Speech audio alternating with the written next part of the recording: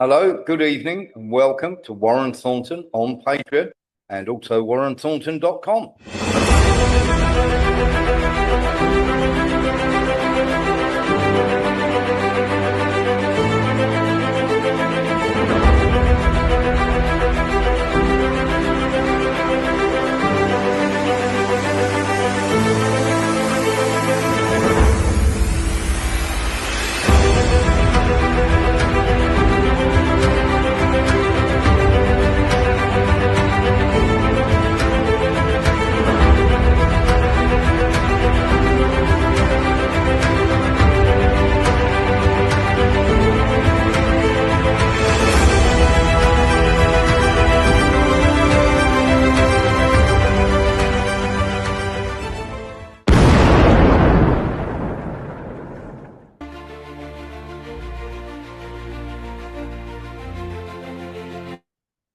Good evening and welcome to warrenthornton.com or Warren Thornton on Patreon. If you are one of these people who, shall we say, likes to be part of something that is truthful and proper, then great to have you here. We're going to play a little something for you while we're waiting, obviously, for Lembit. Lembit Opik is going to turn up and join us. While we're waiting for him to turn up, have a little look at this. Have you ever noticed that the smarter you become, the lonelier you feel? It's a peculiar thing, isn't it? You'd think that intelligence would connect you to people, that seeing more, understanding more, would bring you closer to others. But it doesn't. Instead, it separates you. You walk into a room and everyone is laughing at something you don't find funny, talking about things that seem trivial, surface level, safe, and you smile, you nod, you play along, but inside you're somewhere else entirely. You're thinking about the conversation beneath the conversation, the patterns no one mentions, the questions no one's asking, and suddenly you realize you're alone, not physically, but in every way that matters. This is the hidden cost of intelligence. The price nobody tells you about, the isolation that comes, not from being different, but from seeing differently. Let me tell you something about intelligent people, something that might explain why you feel the way you do. Intelligence isn't just about knowing more, it's about perceiving more, connecting dots that others don't see, following thoughts to their logical conclusions, even when those conclusions are uncomfortable. And here's the problem. Most people don't want to go there. They don't want to question the game. They want to play it. They don't want to examine the mask. They want to wear it. They don't want to wonder if the emperor has clothes. They want to complement the fabric. But you can't help it. You see the threads hanging loose. You notice the inconsistencies, the contradictions, the unspoken agreements everyone pretends are absolute truths. And when you point them out, even gently, even playfully, people get uncomfortable. Not because you're wrong, but because you're right. And being right about things people don't want to examine makes you dangerous. So they distance themselves. Not consciously, perhaps, not maliciously, but they do. They stop inviting you to things. They keep conversations shallow around you. They call you intense or overthinking or too serious. And you learn to keep your thoughts to yourself. You learn to dumb it down, to speak in half-truths, to laugh at jokes you don't find funny, to nod along with opinions you don't share. You learn to hide, because full honesty, you've discovered, is social suicide. Authentic expression is loneliness in motion. There we are. And if you are one of those, welcome home, because we have a lot of those here, people who like to think for themselves, fairly intelligent, and of course, question everything. That doesn't mean we go in for conspiracy theories, just means we examine the facts fully 100%. And all the people on here, come and join us, no problem at all. Lembit Opik is now about to join us. So we're just going to pop Lembit onto the show. 2 seconds. Let's just see where he is. We've lost him for a second there. There he is. Let's promote him to panelist and we will get on with the show. So just remember, everybody, that you do have a home here. Okay. We do love you being here. And of course, it's fantastic. And it is live and interactive. So that means you get your say as well. And we wanted to wait for Lembit to get here because we wanted him to be able to see everything that was going on as well. Good evening, Lembit. How are you? Are you well? Yeah, I seem to be far right. I hope that's not. I hope that's by mistake and not politically. Yeah, there we go. I'm not sure. I'm right so far. You will get into terrible trouble. Yeah, maybe. Good to see you anyway. Thanks for letting me be here. So yeah. Good to have you here. So let's very simply get into something that is already troubling absolutely everybody out there.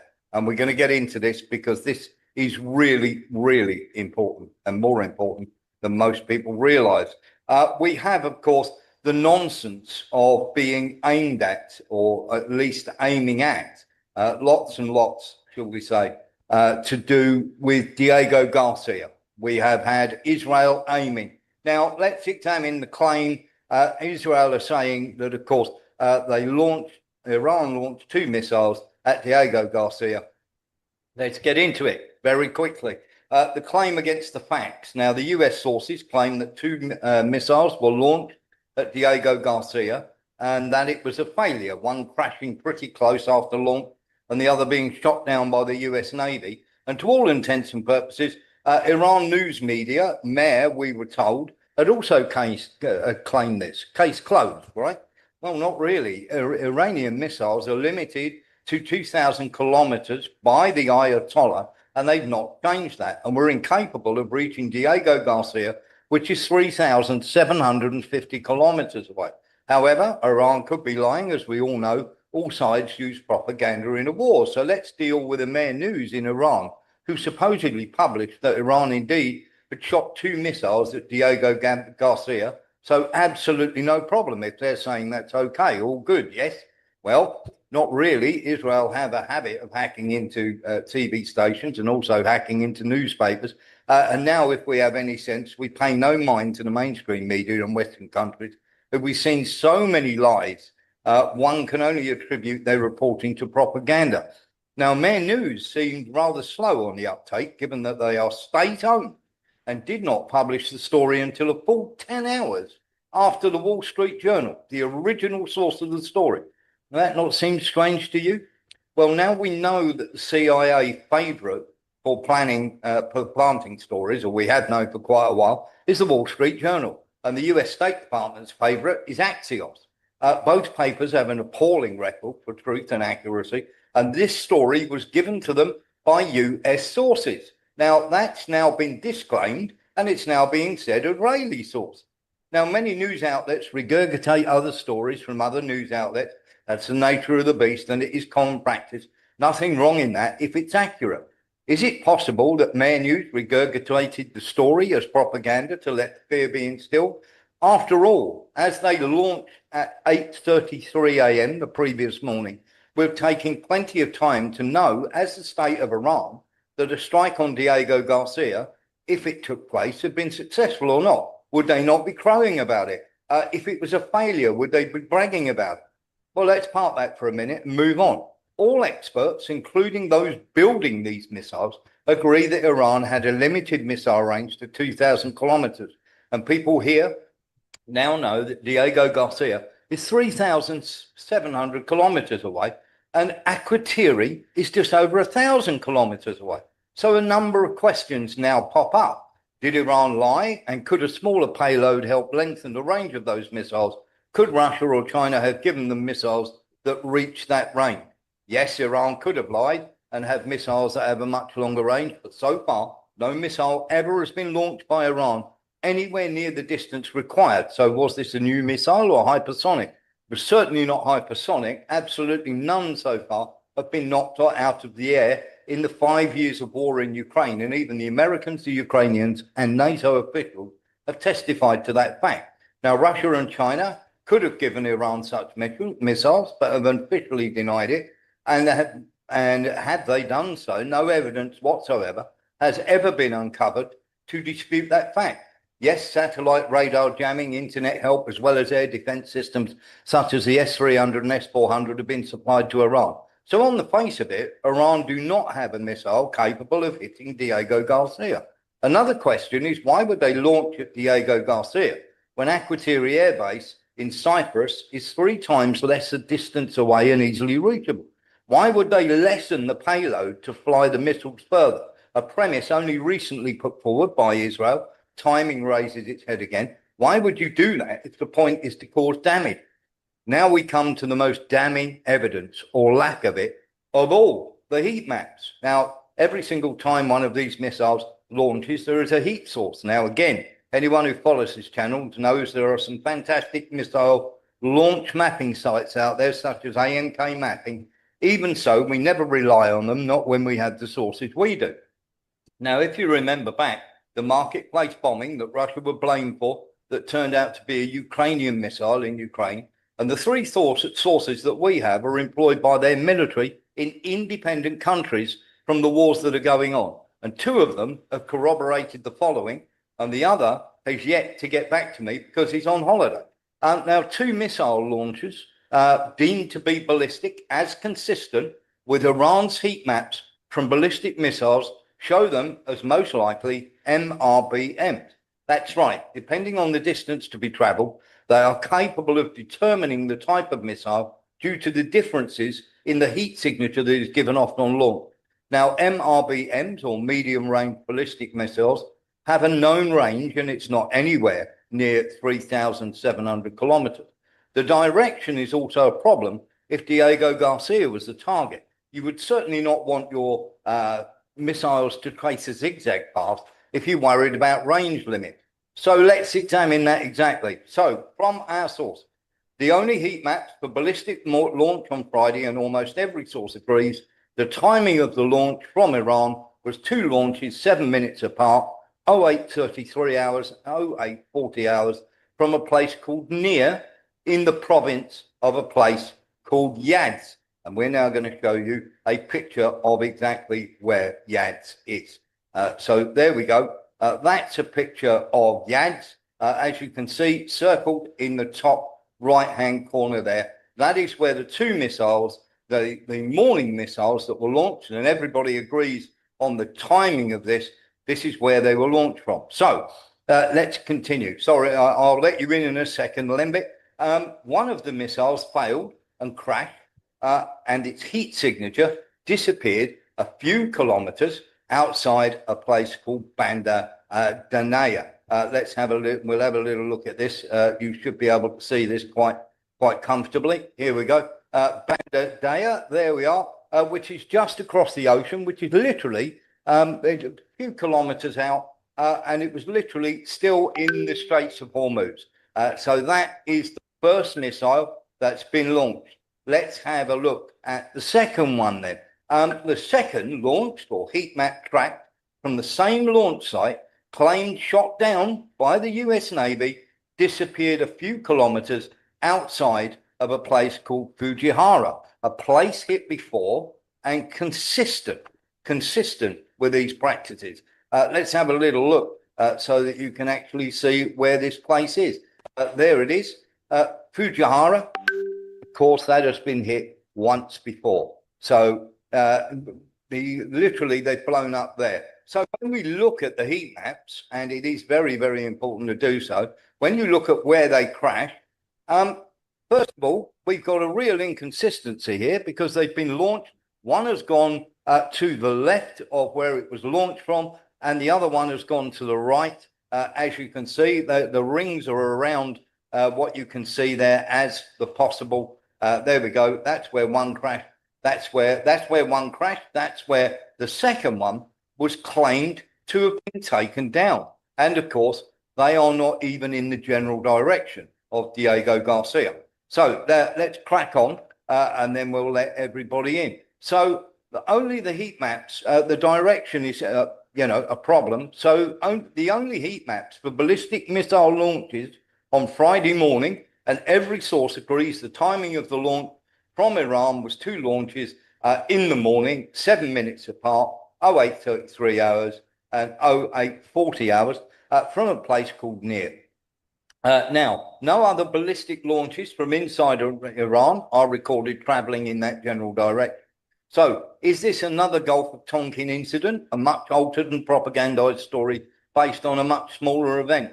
There is certainly not one iota of evidence whatsoever, and is even more suspect that the drone to Akrotiri nonsense, which has gone very quiet. Now, the timing of these things is always massively important. We always say follow the money and follow the timing to know, and are always great indicators of this. Now, one of the things, and very simply, we'll get Lembit in here. One of the things that is really, really troubling here, and it is troubling for me, and I don't know if it's troubling for Lembit, is first of all, America are looking to try and have some sort of dialogue where they want Iran to have missiles less than 1,000 kilometers. That would be the perfect time, wouldn't it? And of course, if the state-sponsored Mayor TV had turned around and said, yes, they did launch them, it is odd, isn't it? Because that's government-owned, and yet Iran have come out and totally denied any launch whatsoever towards Diego Garcia. Lembit, sorry about keeping you away. There's all the information, and we are 100% sure of our information. So all you people out there who are saying this happened, you just have no clue what you're talking about. Lembit, over to you. Well, very lucidly described issue and analysis.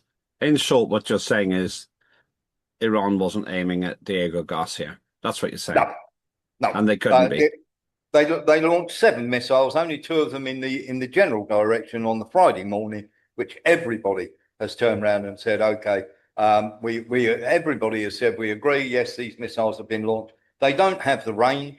The nonsense about lowering, the payload. First of all, why would you do that? You're going to cause damage. And secondly, having spoken to 1 or 2 experts, now we've got 2 confirmations here from guys who do this for a living for their military in their country, saying that there is no way that the missiles were launched towards Diego Garcia. The heat maps, the heat signals from these disappeared.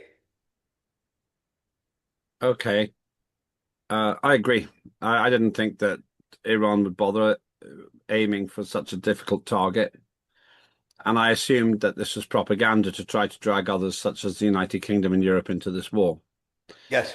And because we have absolute imbeciles in European politics now, they're dumb enough to believe it, or they're just thick enough to think that we do. I have 2 thoughts on it. Number one, it's interesting that the Ayatollah Khamenei limited the range distance to 2,000 kilometers. Presumably, that was because they didn't really want to give the impression that they could threaten the world. Correct. I guess. Yes, and then you are correct. Yeah. Well, then the second thing here is, the second observation is, what an odd thing to do, to aim for Diego Garcia. How handy that it's in the middle of nowhere, and unless you're assiduous at looking at the information as you are, you couldn't really prove it one way or the other. Yes. How handy, how absolutely jolly convenient that can turn out to be. So I'm with you all the way on this one. It's disappointing. It's pretty despicable if it's true what you've said. And it just shows that when the West is moaning and bitching about all the propaganda coming out of the Iranian operation, this bunch is just lying. And let's remember, they started a war that Trump's own advisor said wasn't necessary because Iran wasn't a threat. Yeah, exactly that. And here's where we have a problem. There's 2 things there, just before we let Louis and Sean in. 2 things there. First of all, it comes almost immediately after Great Britain have publicly announced that they're going to allow America to use bases. In reality, they've been letting them use bases to track and kill people in Yemen from Akrotiri Air Base since 2023, and also certainly had a hand in killing off the Iranian scientists in June when the attacks were taking place. And we also know that planes were up in the air when the school was bombed on the first day. So that dog doesn't hunt either. And of course, Aquateria is 3 times as close. And America have now decided that they want to have a chat with Iran, but they want to, one of the 6 conditions is to limit the missiles to 1,000 kilometers, of course. And of course, that would play very handily. And of course, the whole world now, including lots of commentators and everything else, is following along with the same old rubbish that Israel first put forward there. That of course they can reach London and they can reach Berlin. No, they cannot. Louis Bastos, then Sean Murphy.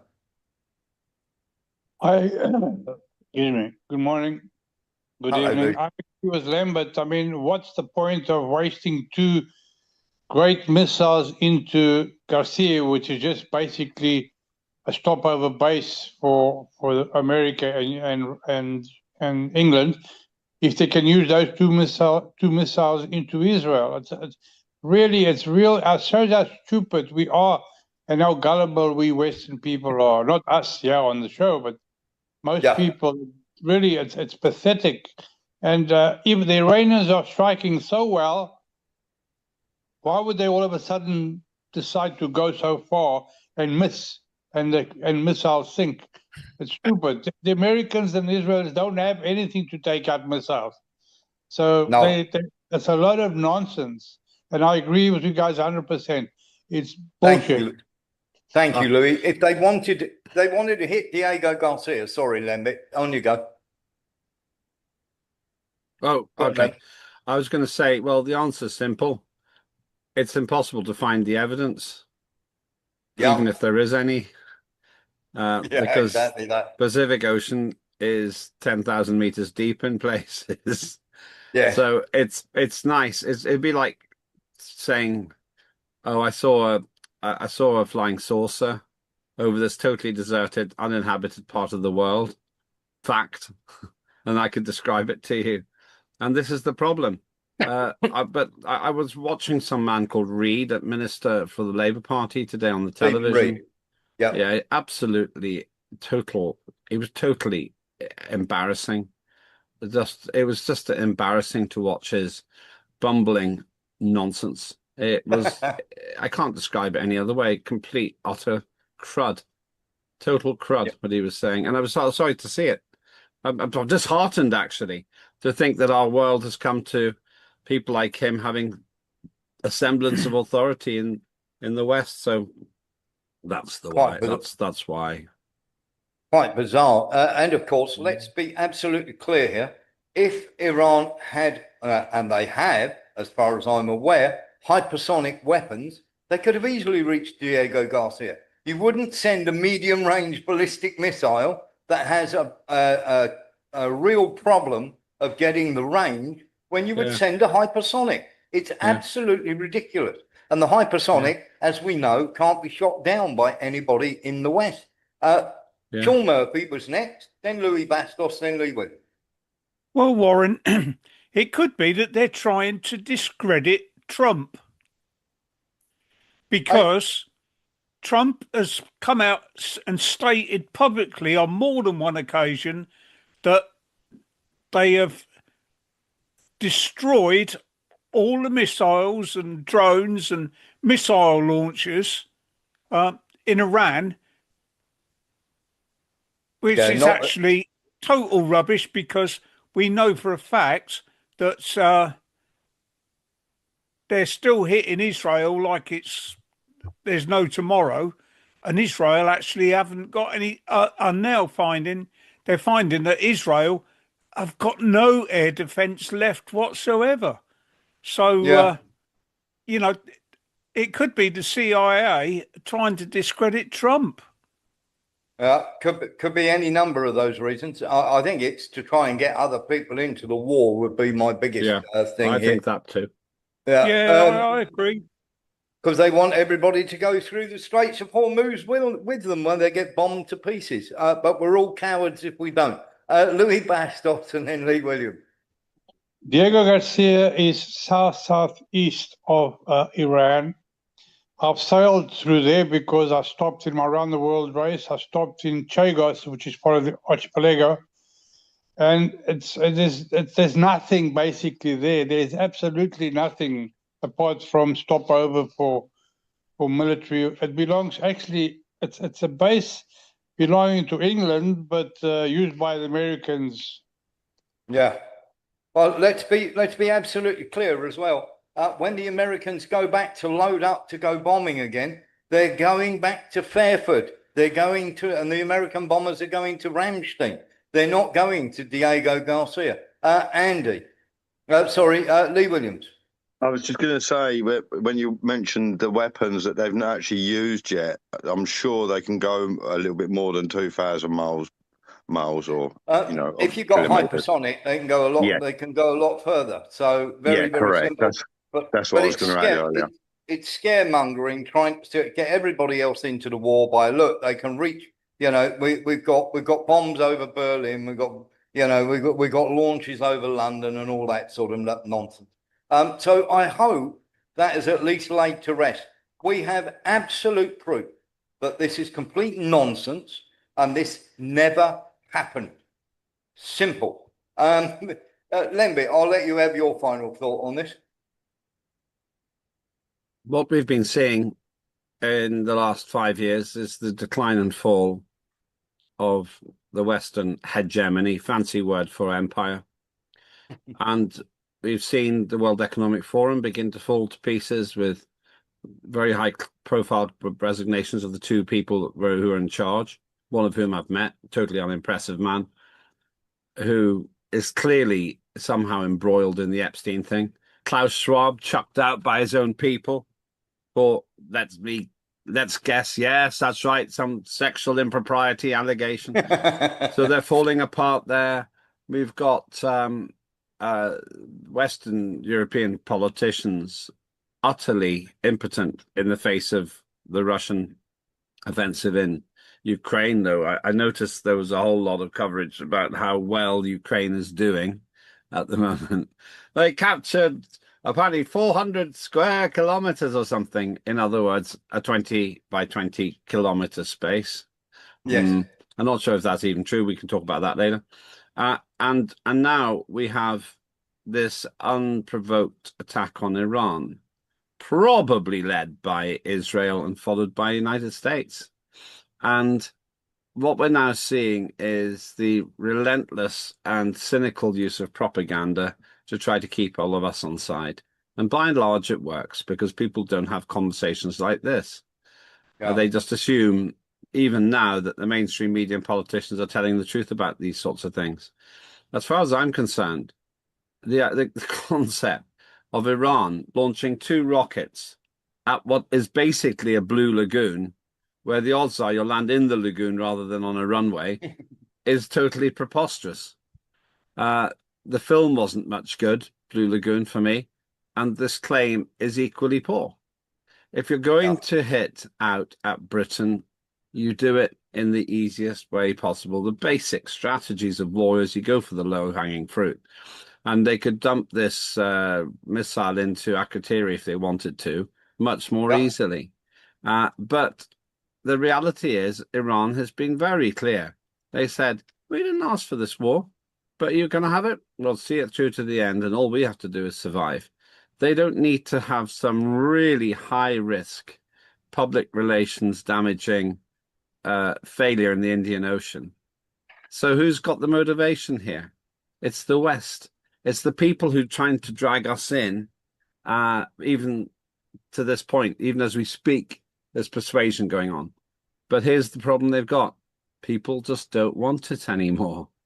The overwhelming majority of people polled in Britain are against this initiative in Iran.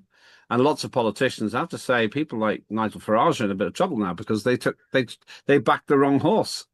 And it's interesting because now there are knock-on effects for political parties and politicians who tried to look different, but now look very much the same. And most of them trying to walk away, apart from, of course, those who always stick with the wrong horse, even when they know it's complete nonsense. There is also now, of course, absolute meltdown over this, Lembic. Now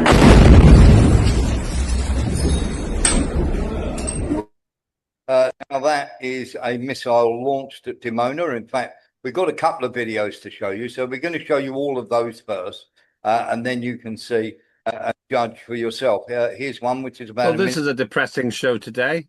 Don't worry, we'll cheer you up in a minute.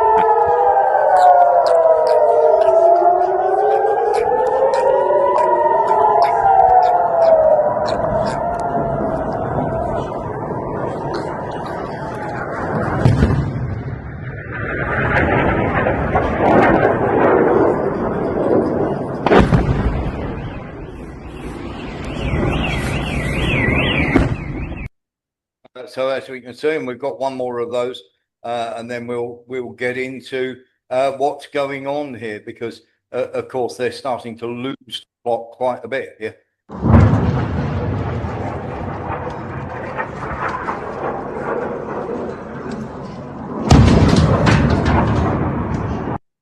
So there we are. So this is a place called Dimona, and of course this was hit by, of course, the people who are not supposed to be able to hit it. Let's have a look. Hang on, Dimona is in קדימה, משימה Israel. חשובה, ביצוע It's in סריקות. Israel. קדימה. ביצוע סריקות מהירות בכל הנקודות לדווח. So there we are, a ballistic missile into a place called Dimona, which of course houses most of Israel's nuclear ambitions, let's put it that way. And of course, the town which harbors the scientists was hit as well. Now, this was Iran, and Iran have come out and stated that this was a warning. They didn't hit the nuclear plant on purpose, and everybody's saying that they did, and they did not. Here we go. We could have struck the Dimona nuclear plant if we wanted to. This was a warning shot. If our nuclear facilities are attacked again, Dimona will be destroyed. And shall we say, educated guesswork has it that that's where Israel keep their nukes, Lembit. Well, one thing I've learned in the 20 years or so I've worked with Iranians is they reflect the millennia-old cultural maturity of that country. You don't have to like the regime, as it's called, to know that they are one of the oldest civilizations on the planet. And therefore, what I'm observing here is a lot of Iranian politicians saying, look, we didn't really ask for this, but if you want to bring it on, go ahead. We've got asymmetric warfare going on here, guys, and all we have to do is bring down one or two of your very expensive battleships and smash up some of your very expensive planes, and it's going to get too financially painful and too politically painful for you guys to continue. And so this is what I think we're observing here, Warren. And actually, we've got to remember these things don't fade or shouldn't fade with time. We've got to remember that the whole thing was initiated by the West, when Iran was in peace talks with the West. So that's why Iran is saying, why bother? It's a bit like the Russian situation. Putin saying, look, here are my 3 terms. We can have them now, and I'll stop the fighting, or I'll just fight and get them. And and either way, we'll get to the same outcome. It's just a question of how many people die on the way.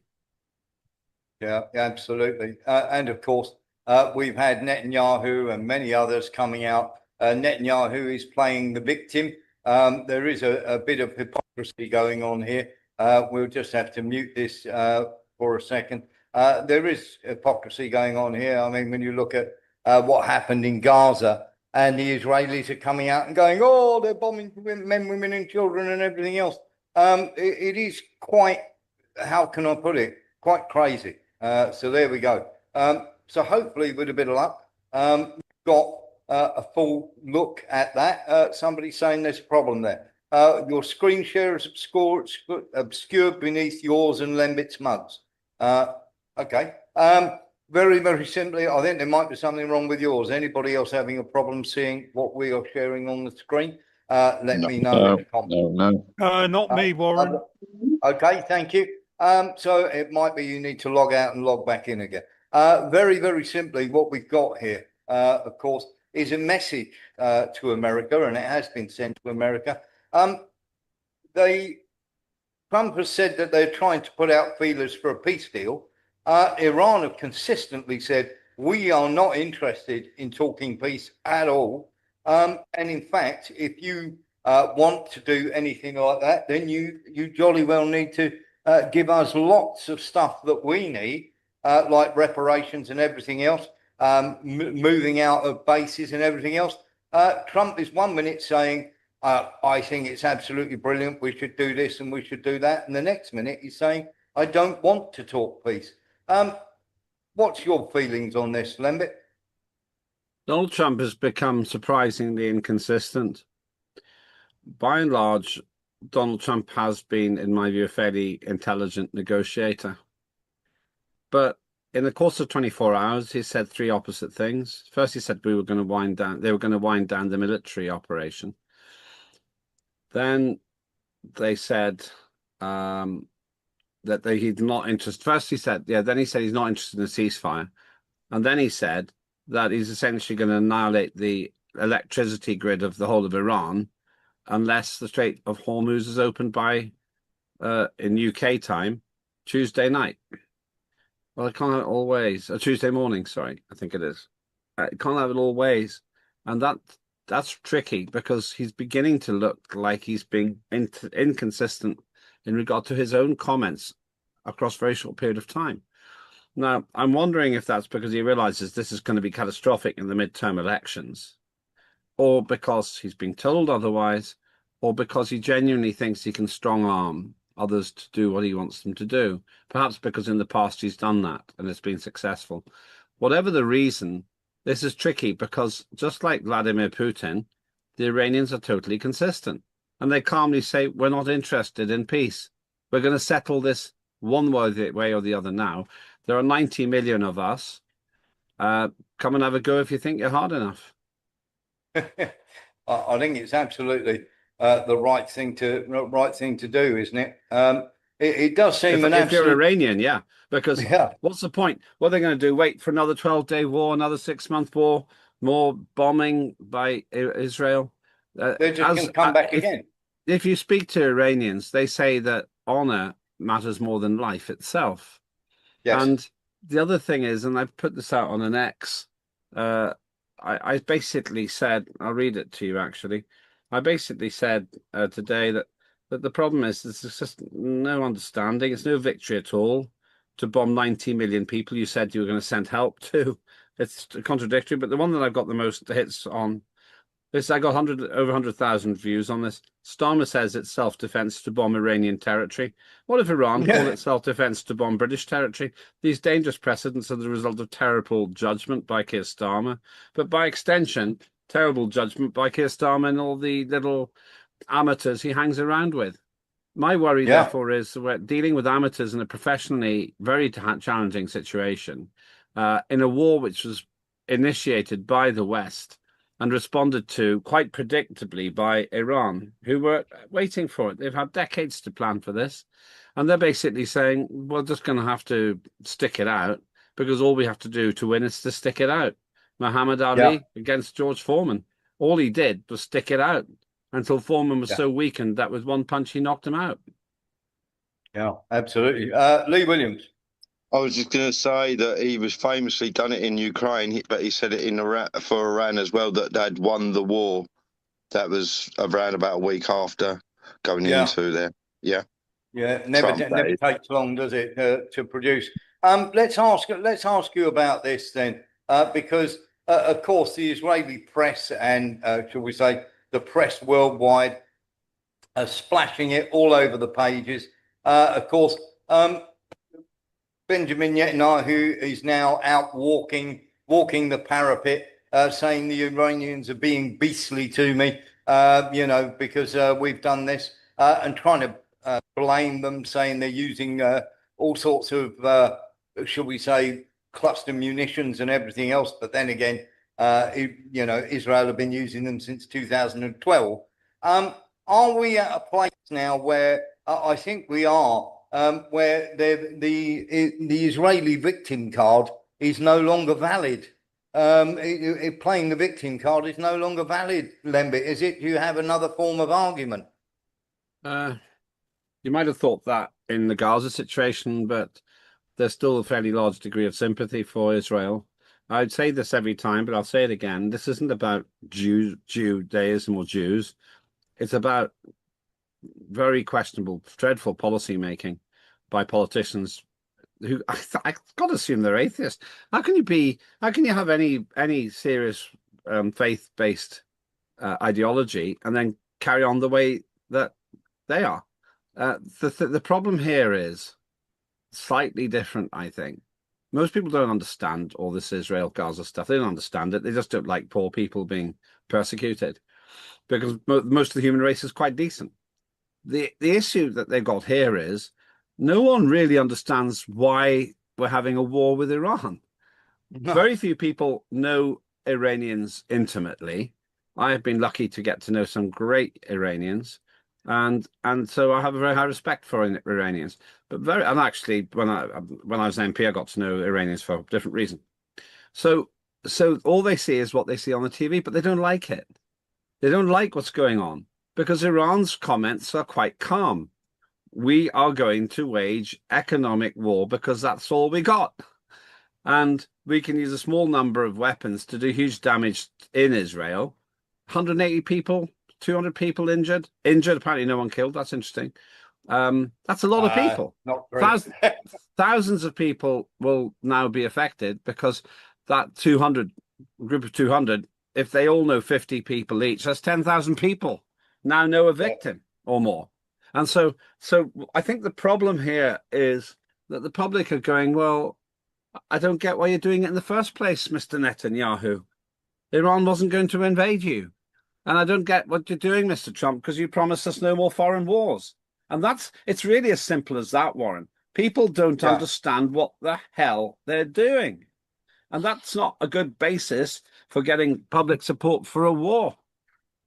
Yeah, absolutely. And of course, the place that was hit was Arad as well. Have a look at this. So here we go. And this was home to the nuclear scientists. This is the reason that they've actually struck it. And of course, there are many, many people who are in terrible trouble. Here's an aerial view of just how bad it is. There's over 200 injured. And as far as we can ascertain, Lembit, there are at least 4 scientists that have died. That is slowly but surely eking out of that area that they've died. People have gone on social media posts and over around 200 injured.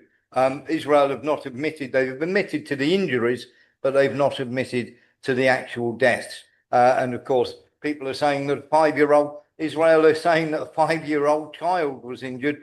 The day, basically after the first day where they killed 160 children in a school, which seems very, very, how can I put it? Pot kettle black, Lembit, I think is the biggest way of saying it. Imagine if Russia dropped a bomb on a primary school and killed 165 children. That would become Black Wednesday or whatever, and it would be splattered all over the media for weeks. Let's never forget the barbarism of the Russians to kill these innocent children. When it's the other way around, oh, well, we're looking into it. It's a tomahawk. We've got the picture. Well, but they shouldn't have put a school so close to a target. Exactly that. Sean, and we'll talk about that targeting in a second, actually, because it's interesting. Sean Murphy. Well, Warren, with that strike in Arad, they're saying 200 injured. I would think there are substantially. I would think there are substantially more than 5 people killed. Yeah, a lot more. There probably is, but all we're getting at the moment from our sources is that there may be lots more people dead. What we're hearing is there are 4 scientists dead. Now I know I've done an awful thing there, haven't I? And I do apologise. It's one of those in order of importance. Whenever you remember the news used to read it out and say in order of not in the order of importance, but they'd say 132 people dead, including 12 Britons, as though we were more important than anybody else who'd actually died in the bombing. So I do apologise for that. But from what we know, there are at least 4 scientists dead. There is obviously going to be many more casualties, civilian-wise, or maybe even family members. But this comes after, shall we say, the bombing of the Natanz nuclear facility. So I do want to get into this with you, Lembit. Let's let Sean Murphy come. Oh no, Sean Murphy's just popped off. Yeah, I do want to get into this with you because this does seem like a complete lunacy of bad ideas. I mean, it's amazing.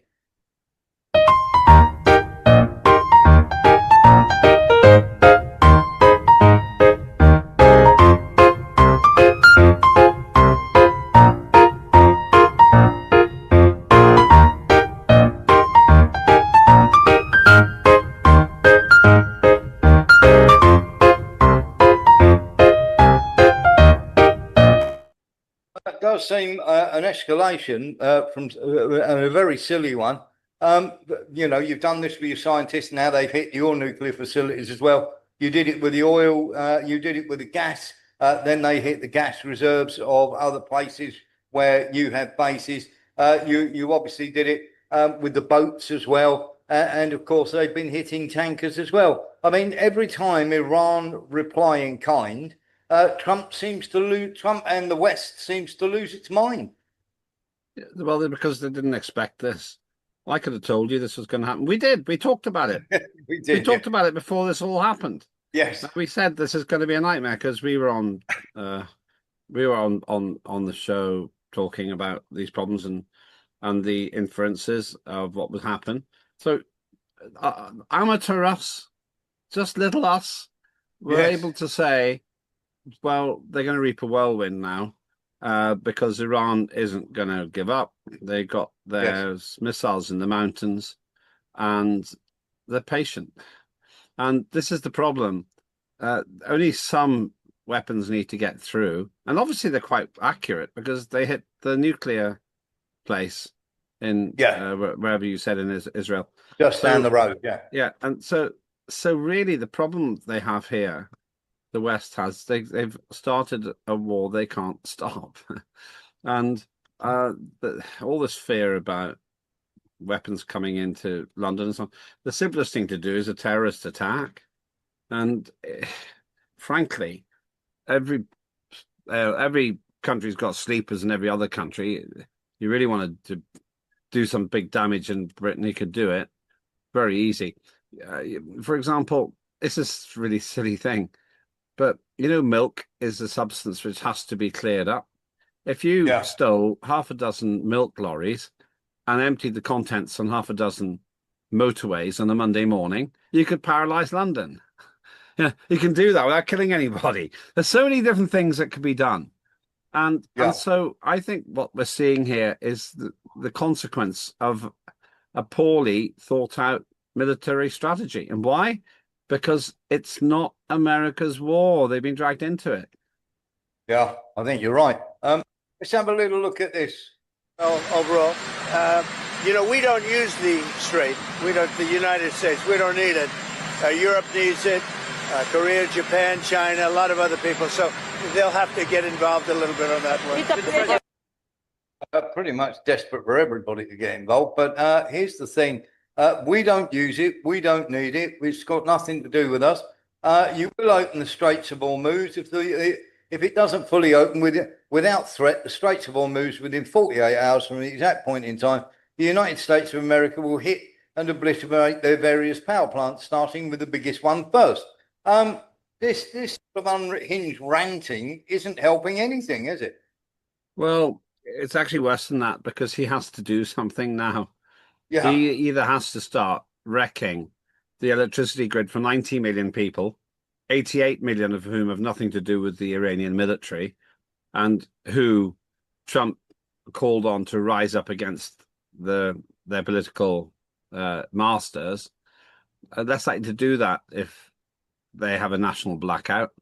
And so he's either got to do that, or he's got to, or he has his bluff called. Either way, it's terrible, because how do you make friends and influence people by harming the 88 million people who've got nothing to do with the military, whatever? So it's very hard to see how he can get out of this now. The only way he can do it is by saying, well, I've made my point, and I'm glad that the Iranians have now surrendered in some way, so I'll stop the war, or something weird like that. Now, I don't really know how he gets out of this one, because he made a very explicit threat with a very specific time. I can't remember. It's 08:40 US time, was it, that he put that out yesterday morning? Or was it this morning? I can't remember. So he's got this 48-hour window, and he has to do something at the end of it, even if it's say we won. But it's difficult. Why did he say it? So let's get into this then, because this isn't conducive. Everybody's been turning around saying no because they're not stupid. Trump calls NATO allies cowards for not helping with the Straits of Hormuz into opening these. And of course, other people have a completely different thought on this. There we are. They literally got the begging bowl out. Trump and Netanyahu saying, "Please help us open the Straits of Hormuz." Depending on which side of this, is this going to change anybody's mind? And where do you think the missiles or anything, the so-called attack on Diego Garcia was meant to galvanize Great Britain or France or Germany, who are there and helping anyway? They just don't want to sail into the Straits of Hormuz and be cannon fodder. No, it's not really going to convince anybody, because you've got this double problem. You've got a bunch of useless European politicians who gawp impotently at the problems in Ukraine, having not made one iota of difference to the long-term outcome there. And now they've got all this noise over in Iran. They don't even understand Ukraine. How are they going to understand Iran? I bet you if you ask people to draw a map of the Middle East, most of these politicians couldn't do it. There's Truss, who I kind of like as a person. She thought the Black Sea and the Baltic Sea were connected. So, and she was prime minister for a while, for a very brief time. So what we've got here is a complete screw up. I can't use the second word of this, cluster something of disaster caused by the idiotic low quality of European politicians. Not going to happen. And also, they're already so badly burned by the fact that their wayward corruption, their wayward little friend in Ukraine, surrounded by corruption, has taken them for a ride.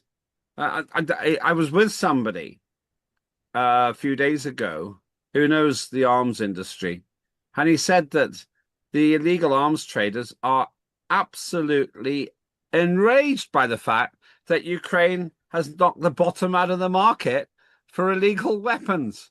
They're really angry. It's because the whole market's collapsed because of Ukraine. So no, there is no prospect here of any kind of a recovery, as far as I can see, for the simple reason that there's no one to recover. There is no one to do the recovering. No, exactly that. We got a couple of more videos to show you. This one is basically how Iran are feeling. I just want to thank President Donald Trump for liberating the people of Iran. Thank you. So kind of you. So generous of you. I mean, really, how selfless you are to spend 200+ billion on Israel and the Jewish supremacists. Thank you so much for liberating Iran. My goodness, look what you've done to the place. It's so much better already. How wonderful. Thank you. Thank you, President. That's basically a very tongue-in-cheek look at how the Iranians... Who is he? He's just... I don't know. I don't actually know, but I caught the video and I thought that about sums it up. And I thought it'd be a really good idea to bring it and play. I think he's a TikTok blogger, I think.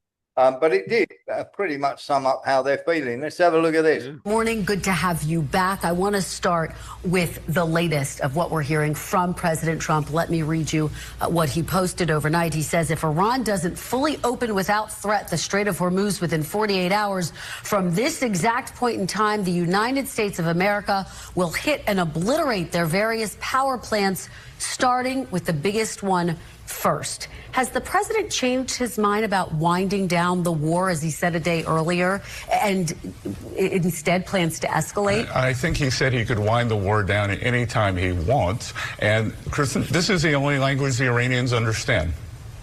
But this seems to be an escalation, a threat of escalation, and it seems to run counter to his statement that he, in fact, wants to wind down the war. Again, Kristen, the president's been very clear from the beginning that the goals are destroy the Iranian Air Force and the Navy, to completely demolish their missile capabilities, demolish their ability to replenish those capabilities, make sure the Iranians cannot have a nuclear weapon, and stop their ability to project power internationally. And the president will take whatever steps it takes to achieve those goals.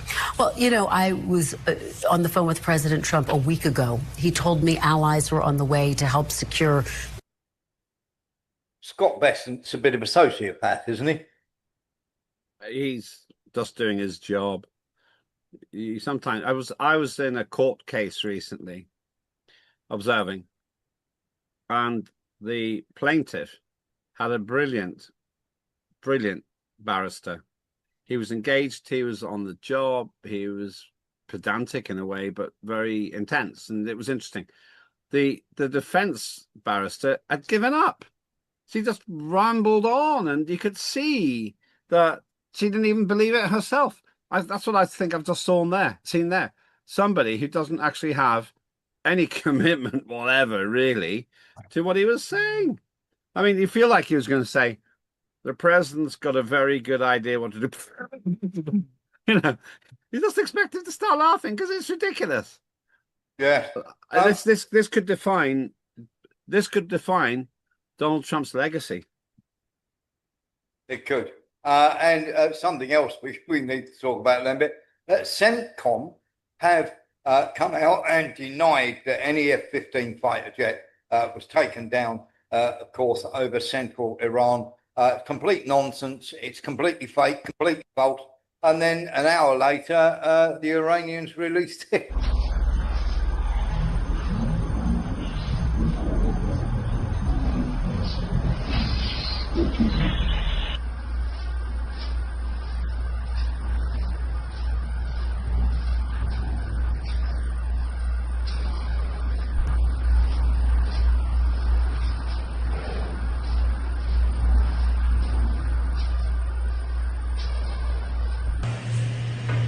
اینجا خورد.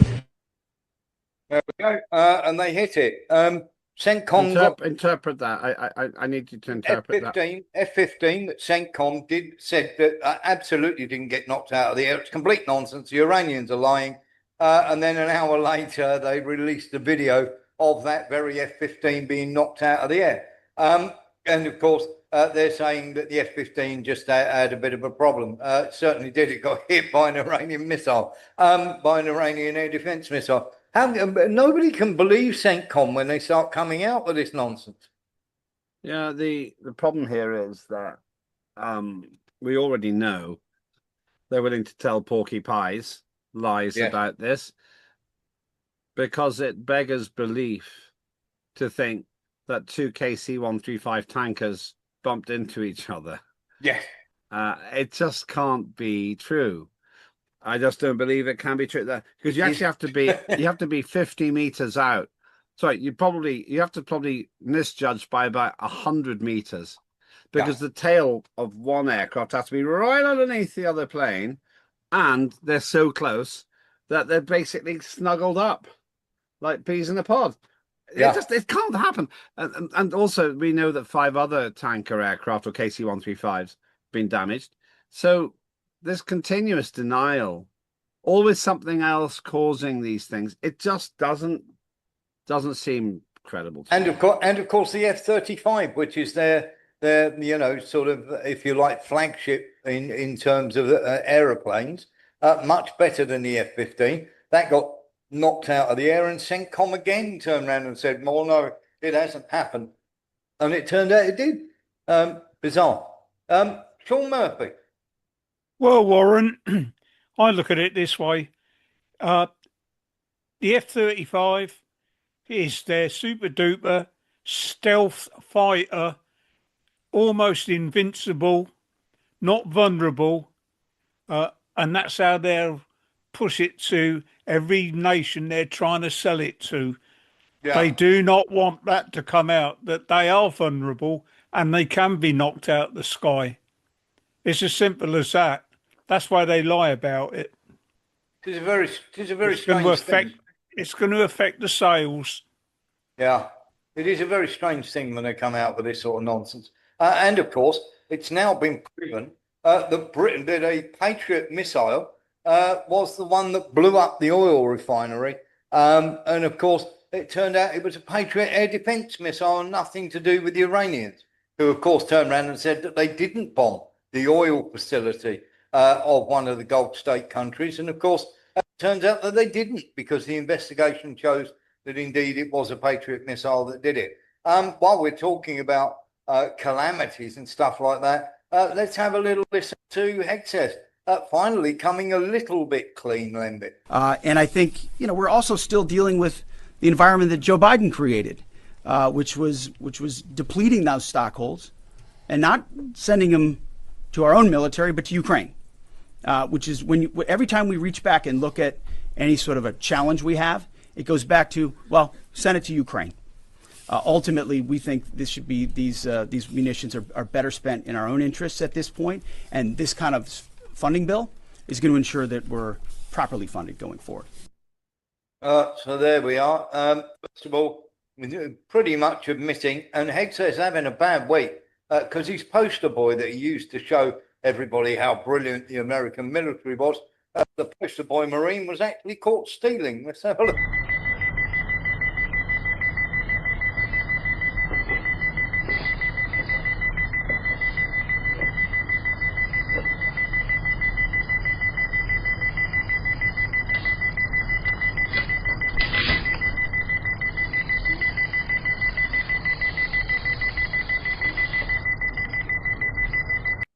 Yes, sir, I want to fight for my country, but you don't mind if I rifle through your locker. Hang on, so who was that? And what I don't understand. What were we looking at there? The poster boy Marine who Hegseth had standing beside him as a pillar of, American manliness and brilliant American Marines. It turned out he was rifling through one of the other person's lockers to see what he could steal. Pistol Pete's not having a good week. They're running out of ammo as well, Lembit, like we said. Yes, well, that was predictable because you need a $7,000, you need a $3 million Patriot to knock down a $7,000 drone, and you just draw it out. You just draw it out and keep doing it until eventually you run out of weapons. And I still think there's going to be a massive attack once that's more or less happened. I think there's still going to be a massive attack by Iran if they feel they need to do it. It might be that by that point America's claimed victory, which no one will believe, and Iran will say, okay, we'll scale it down. So let's as we're talking about the weapons, let's talk about the targeting system then, because there's something slightly troubling that everybody may have missed. They are now, Hexes is putting forward from the Pentagon and of course to Congress that Palantir use the AI targeting system for all America's targeting from now on in the war, and they're going to pass a resolution that allows that to happen with Palantir. Now we have to remember that Israel banged in those coordinates and put IRGC in front of the name school on the first day, then handed that to the Brits, who then went up, could quite clearly see that was there. That was then handed over to the Americans who fed it into the AI Palantir, give us a list of possible targets, and it came up with the IRGC school because the Israelis very craftily had stuck IRGC in front of school. And then, of course, they blew that up. So the Palantir AI selecting targets, you're only as good as what's going to be punched in so you could see more of this with schools and hospitals and everything being blown up then. Yeah, so you're saying that was an AI error? Yes, but based on the information that was given to the AI by Israel, Britain, and the Americans who were putting the information into it. Okay. Well, there's very little to say about it. It was a horrendous war crime. Horrendous. I as a parent myself, I just don't know how I could handle such a gratuitous taking of life in a war which wasn't necessary. This is the horrendous thing about it. This is what's so upsetting about the thing. The whole war is not necessary. I just go on. Gives me Terminator vibes a little bit, this Lembit. But AI turns around and says, what we're going to do now? Bomb a school of dolphins? Yeah. I mean, it's just incredible. Or, you put AA in front of something and he thinks it's an aircraft, accessory or whatever. Just a matter of letters. Yeah. An error of letters means that 165 families probably are bereft. Crazy, isn't it? I bet you in some cases there'll be more than one child from the same family. Unbelievable. Just imagine if that happened due to an error. It also allows you to devolve responsibility, doesn't it? It wasn't us; it was the AI. Yeah, exactly. But of course, you can't really hide behind that. No. Let's Sean Murphy in. Sean. Well, that was the point I was going to make, Warren. It's like that movie clip that you show. It wasn't us, it was them. Yes, it was the AI, it was them. It was Palantir. Us. Yeah. It wasn't us, it was Palantir. It is the problem. Yeah, it is a problem, isn't it? It is a problem. Because then Palantir doesn't take into consideration whether they're going to be military casualties or civilian casualties. It doesn't take anything. It takes no human part into consideration. It's AI. It's not programmed to take civilians or anybody else, any casualties into consideration. To AI, it's just buildings. Yeah, exactly that. I think this is the bit you're talking about. This will be Palantir. This will be America, Israel, and UK's response when your children get killed. No, it wasn't us. It was them. There we go. And then, of course, is something that we'll see. Now, what do we have then for an off-ramp? Well, pretty difficult to get an off-ramp at the moment. There's no doubt whatsoever that shall we say, the Iranians are not going to be listening. And from all the talk and the boxed in that Trump is, it's pretty much going to be a problem from there. Now, I normally call this CBS. It is called CBS, but here we go. Trump administration making heavy preparations for potential use of ground troops in Iran. And we all know that basically America has had, shall we say, a bit of a hard-on for Karg Island for many, many decades. You may not be aware of this, but they very much have. And there's Karg Island, which is just off the coast there from Bashir, which is just off the Iranian coast. So I'm going to do a little monologue on this to give you an idea of what goes on and why Karg Island is a fool's errand. And then if you weren't aware of this, because many people aren't, now everybody loves the idea of invading Karg Island, but what many do not know is that this is not, or should I say, US or Israel or Israel's alliance first try at occupying it. On September the 2nd, 1980, the Western-backed Iraqi forces began the war with Iran by bombing Iranian airfields. And by the time the guns fell silent in 1988, over 1.5 million people were dead. Now, the Iran-Iraq war was the longest conventional conflict of the 20th century. It is also among the most brutal. Iraq forces employed chemical weapons against Iranian troops and civilians with impunity, killing tens of thousands. Iranian commanders sent waves of teenage volunteers clearing paths with their bodies for regular troops to advance. Both sides targeted civilian population in the War of the Cities. Both attacked oil tankers in the Persian Gulf, drawing foreign navies into the conflict and nearly provoking a superpower confrontation. For the Islamic Republic of Iran, barely 1 year old when the war began, the conflict was nothing less than an existential crisis.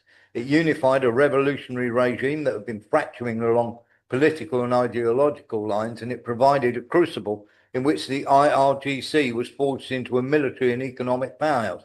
It entrenched the narrative of martyrdom and sacrifice that would become central to the Republic's legitimacy, and it left deep wounds, physical, psychological, and political, that continue to shape Iran's society today. Now, the Iraqi president at the time, Saddam Hussein, launched the invasions for reasons that were simultaneously strategic, ideological, and personal. At the strategic level, the Shatt al-Arab waterway, the confluence of the Tigris and the Euphrates rivers, forming Iraq's only outlet to the Persian Gulf, have been a source of tension between the two countries for decades. The 1975 agreement, the Algiers Accord, had settled the border along the Thalweg, deepest point of the waterway, in exchange for Iran's cessation of support for Kurdish rebels in northern Iraq. Saddam signed the agreement under duress when Iran's military, equipped and trained by then by the United States, was regionally dominant, and he never accepted it. Now, the 1979 Iranian Revolution changed the strategic calculus dramatically. The new Islamic Republic purged the Shah's officer corps, cancelled major weapons contracts with the United States, and severed its military ties with Western trainers.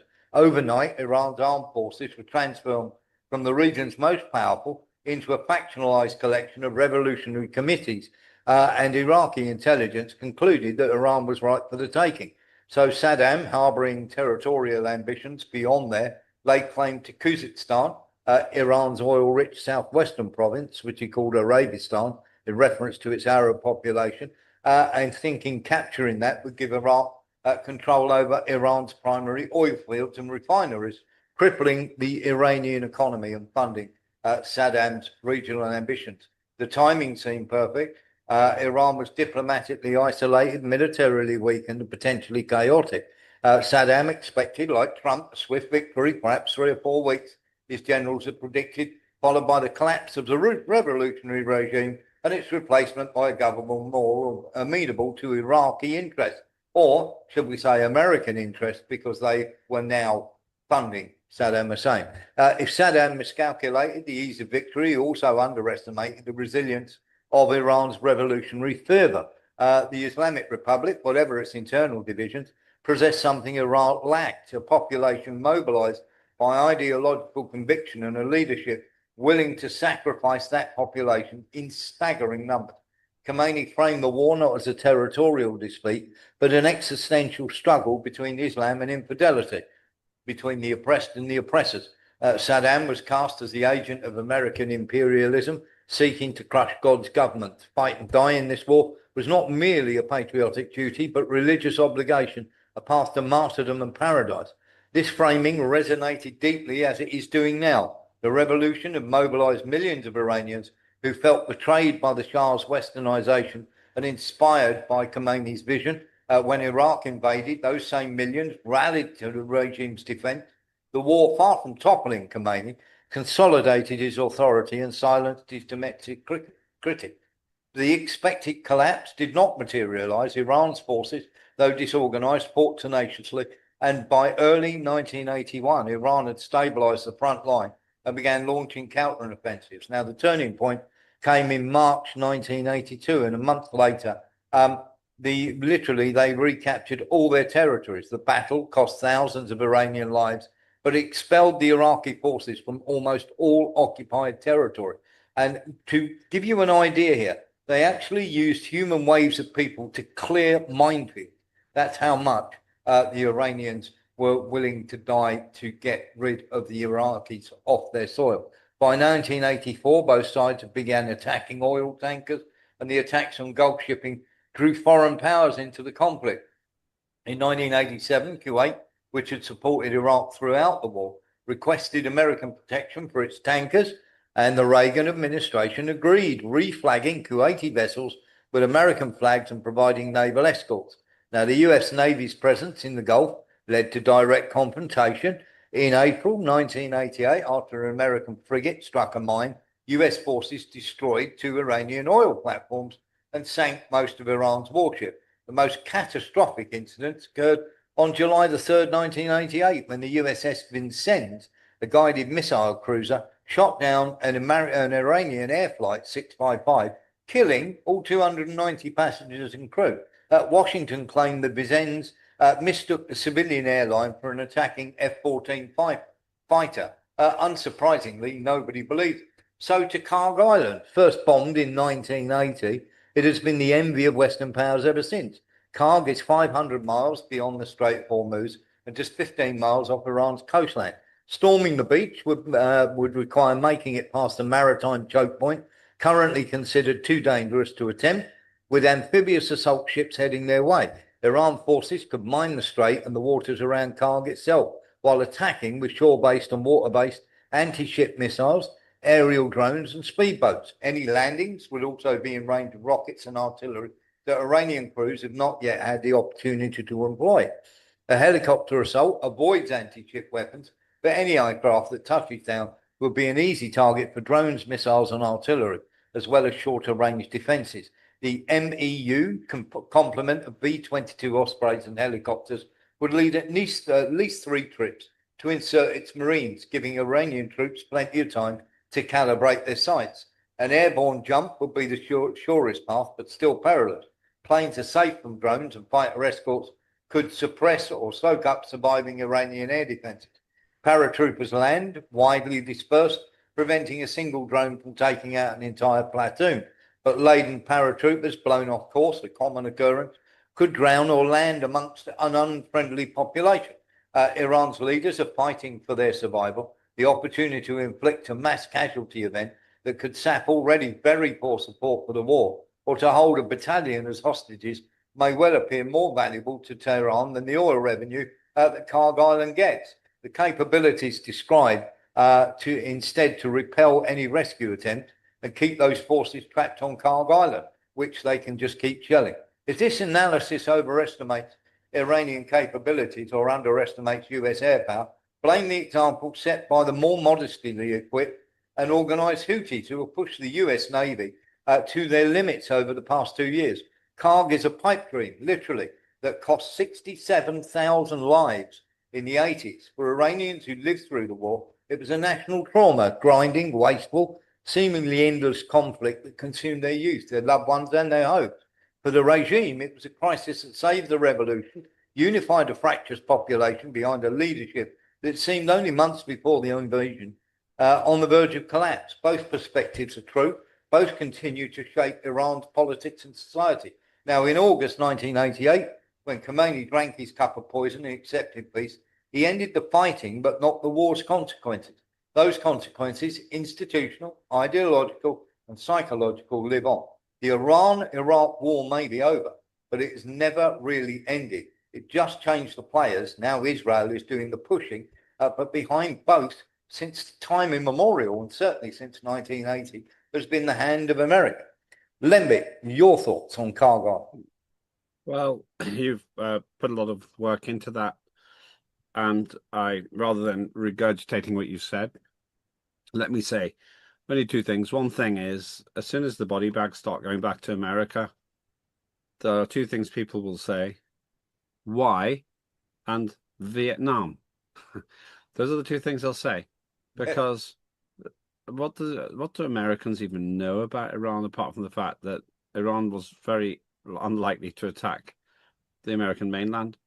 So that's the first problem. The second problem is, when you're there, how are you going to sustain it? How are you going to keep your supply lines going whenever you're surrounded by hostile forces, which will recover And you're just going to end up, just imagine, you're just going to end up with a bunch of Marines who always say, "Oh, please don't send me to Cog Island," because you'll just have this pointless enclave. I suppose they could say they could guard the Strait of Hormuz there, but that doesn't really work because it's a little bit too far west. And it's not just that. All you need is a jet ski and a guy with an RPG to stop a ship. Yeah, yeah, exactly that, and that you can see that coming, can't you? Yeah. Sort of thing. We're going to. How can I put this? It's going to get worse and worse and worse. We're about to show you something now. This is Baghdad Diplomatic Center.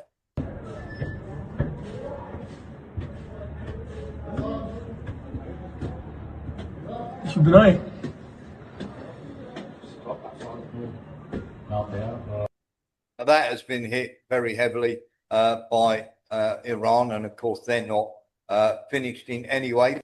Hold on, in Israel.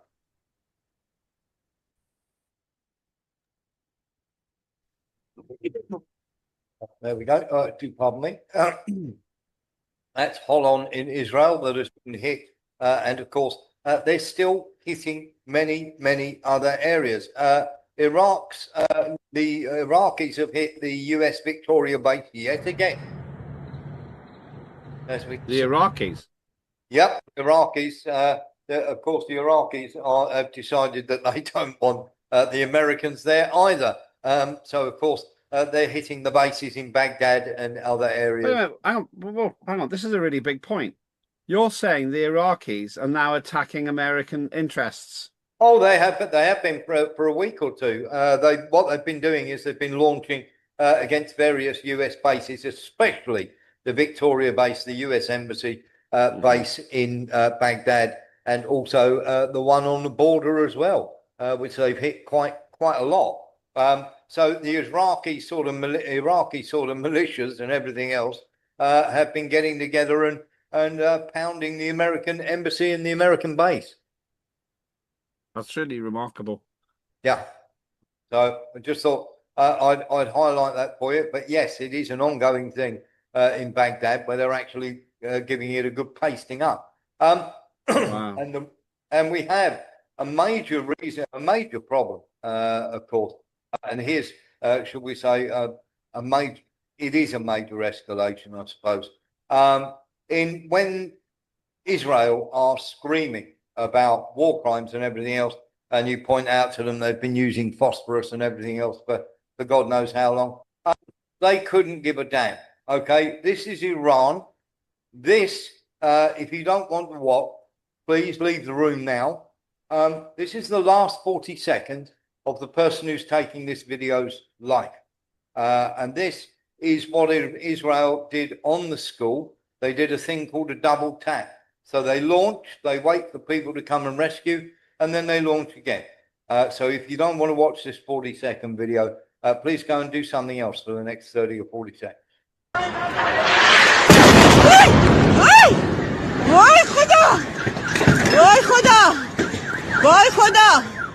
أشهد أن لا إله إلا الله أشهد أن محمدا رسول الله أشهد أن محمدا رسول الله أشهد أن يا فاطمه زهرا يا فاطمه زهرا کمکم کن کمکم کن يا فاطمه زهرا اللهم صل على محمد.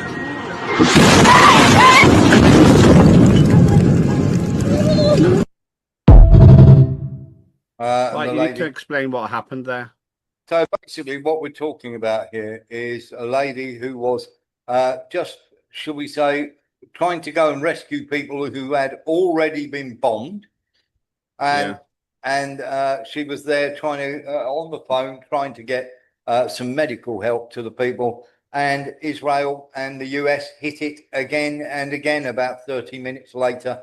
And that poor woman sadly didn't make it. But her mobile phone, she took most of the blast. Her mobile phone didn't, and they were able to release it to show exactly what the Israelis were doing. They're literally waiting, America and Israel bombing these people, waiting for help to turn up, and then hitting them again. And it is quite monstrous. Is that any bad, any worse than cluster munitions or white phosphorus? We have to say that because what they've done there is quite terrible. Somebody put their hand up, Lee Williams. Yeah, sorry, Warren. It is only me. I was just going to suggest it's exactly what they've done at the school, at the infant school, the private school. And then secondly, how many military got actually killed in that bomb in Iran? How many military? Yeah, 20. 20. There were 27 casualties. Adult casualties. Only 3 of them were IRGC. All the rest were children. But you're right. There was a double tap. There was one strike, and then there was another strike 37 minutes later. Lemby, when Israel starts screaming about war crimes, they don't have a leg to stand on here, do they? I don't think they do. But then you knew that from the whole Gaza experience.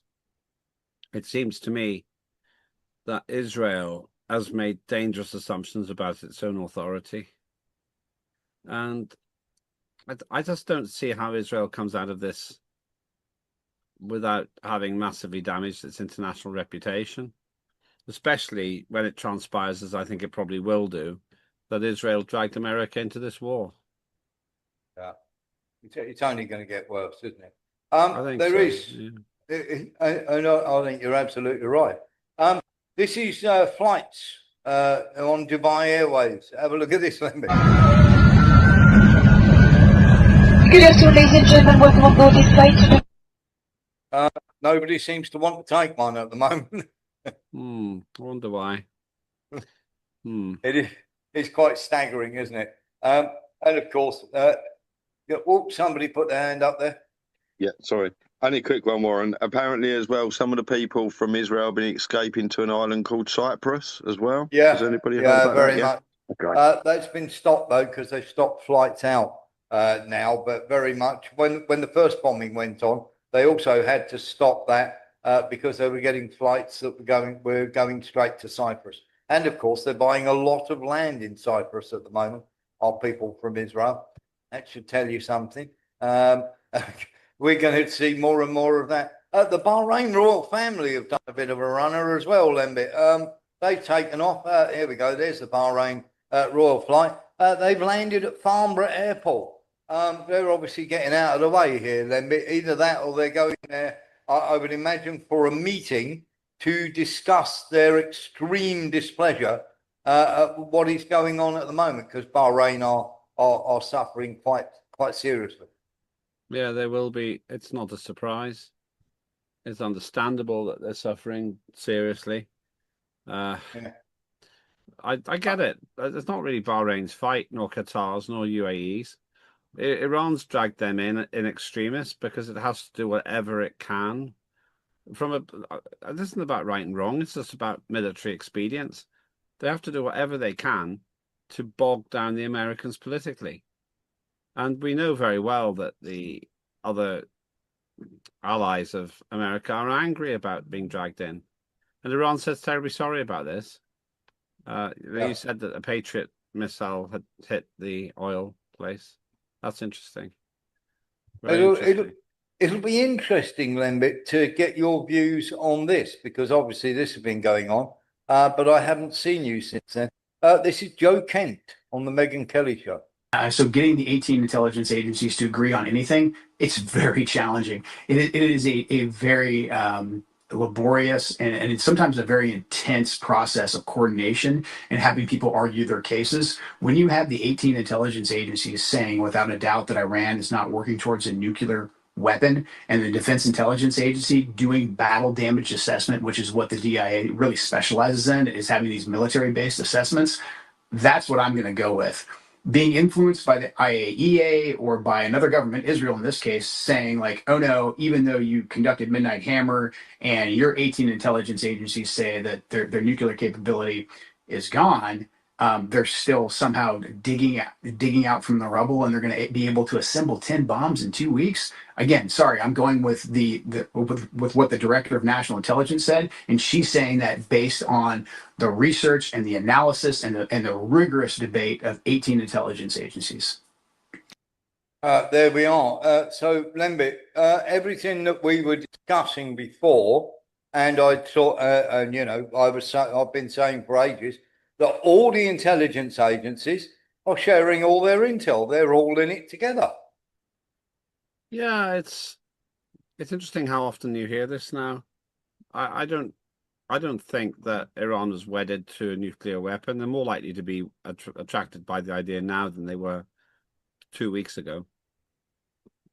The reality is there's a general disagreement with what Donald Trump's done, and it's not hidden. People saying this is really bad. It's not hidden in any way. And so Donald Trump's in some kind of political quicksand now, and not many people are stretching their hand out to pull him out. Yeah, exactly that. It does seem a bit of a bizarre thing. The next thing we need to talk about is Orban. Got a problem, Lembit, coming up. Rossz helyen keresgélnek, hogyha azt gondolják, hogy bármilyen zsarolással Magyarországon eredményt lehet elérni. Mi az ukrán fenyegetések szintjéhez vagyunk szokva. Tehát ahhoz képest, hogy fölnégyelnek, megölik a családomat, meg engem, ahhoz képest ezek a belga-német megjegyzések azok inkább civilizált diskurzusnak tűnnek. Tehát rossz helyen keresgélnek, hogyha azt gondolják, hogy bármilyen zsarolással Magyarországon eredményt lehet elérni. A mi pozíciónk morálisan is megállja a helyét, jogilag is korrekt, és politikailag is helyes.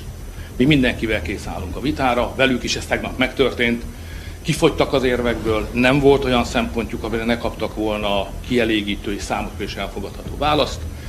Innentől marad ez a típusú savanyú a szőlő fenyegetés. So, Lembit, we're talking about, how can I put this? Ukraine threatening to kill Orban, or at least get rid of him. This has more connotations than we could possibly imagine, because Ukraine also have a kill list called Mirotovets, or Mirotovets, I may not be pronouncing it right, but the Ukrainians have a kill list. Now, that doesn't seem, that seems like a crazy Ukraine thing until you realize that it is run from a server from NATO out of Brussels. This is the Ukrainian kill list is run from these, and there they are threatening Orban. Nothing to see here, Lembit? Orban is a real pain because he has taken a very similar view to that of you and me and many of our viewers, to say that the Ukraine war is lost, unjustified support is coming to Ukraine, and there needs to be a negotiated solution. Viktor Orban is under great pressure because of external meddling in the general election, which he has to fight in a few weeks' time. And obviously, his enemies are trying to get rid of him. But Zelensky has once again proved his utter moral bankruptcy by threatening to give his address to enemies and talking about, oh, they can talk in his language or something, essentially threatening to kill him. That's the only way you can really interpret what Zelensky was saying. Well, I've always said he's not a politician. He's a professional clown, and he's dangerous. Well, let's get into why this is such a problem, because they're going to try and get rid of him. Now, Orban's animosity towards the EU establishment runs deep. For more than a decade, the Hungarian Prime Minister has been the bloc's sole dissident, railing against its open-door migration policies, embracing LGBTQ ideology, and what he called the suicidal plan to welcome Ukraine into the European Union. He secured carve-outs from the EU anti-Russian sanctions and is currently vetoing a 90 billion euro loan package for Kiev. Now, the EU has responded by withholding funds equal to 3.5% of Hungary's GDP over him just banning LGBTQ propaganda and refusing to accept non-European migrants. Brussels has pinned its hopes on Peter Magyar and his teaser party, which promises to overturn Orban's domestic reforms. Now, after the European Council failed to find a workaround to Orban's veto at March 19th meeting, the EU chief diplomat, Kaja Kallas, said that a Plan B was underway based on the strategy playing out in Budapest. Plan B clearly involves a full-scale campaign of censorship and subversion. On March the 16th, Thomas Regner, who is the European Commission spokesperson, announced the EU had activated its rapid response system to combat online disinformation. While most Europeans have never heard of the system, the RRS has been a key tool in the Commission's censorship arsenal for years. It empowered EU-approved fact-checkers to flag online content as disinformation and request its removal and the people writing it from platforms. TikTok and Meta are two examples. Platforms such as Meta and TikTok participate in the system voluntarily. All major social media companies have to sign up to the EU's Code of Practice on Disinformation. However, a trove of documents published by the House Judiciary Committee in Washington earlier this year showed that they threaten, often explicitly, with punishment under the EU Digital Services Act, companies if they refuse to toe the EU line. And that was Apple, Google, LinkedIn, Meta, Microsoft, Pinterest, Snapchat, Wikipedia, X, and YouTube. Literally, Peter Magyar has allies in Meta, almost exclusively targeting anybody who's a right-wing populist. In fact, Hungarian MEP Dora David, a former Meta employee and member of Magyar's teaser party, boasted last year, "We've seen all these companies change their behavior and they will do as we want if they want to be able to practice in our country." As far as we are concerned, this is a done deal and Orban will no longer be president. Lembit. Yeah, that's how that interpretation is exactly what I think is going on. It seems like it. Yeah. They don't like him hanging around because he's an awkward one. He's an irritant to these people. What's so tragic about it is he's one of the two leaders in Europe that I respect, the other one being Meloni in Italy. So of course they want to get rid of him. He's just you can't have a man like him in that position because he's actually stopping that horrible person there. Not completely sure what that's meant to illustrate, unless that's Ursula von der Leyen and the European Commission, who are literally having a go at Orban because he's continuing to buy Russian oil, and yet Ursula von der Leyen and her cronies seem quite happy for everybody to run out of fuel this winter, either no petrol to put in the cars or freeze to death. Lembit. Yeah, and I saw some energy commission telling people not to fly. Obviously, that doesn't apply to Starmer, who flies around pointlessly all the time.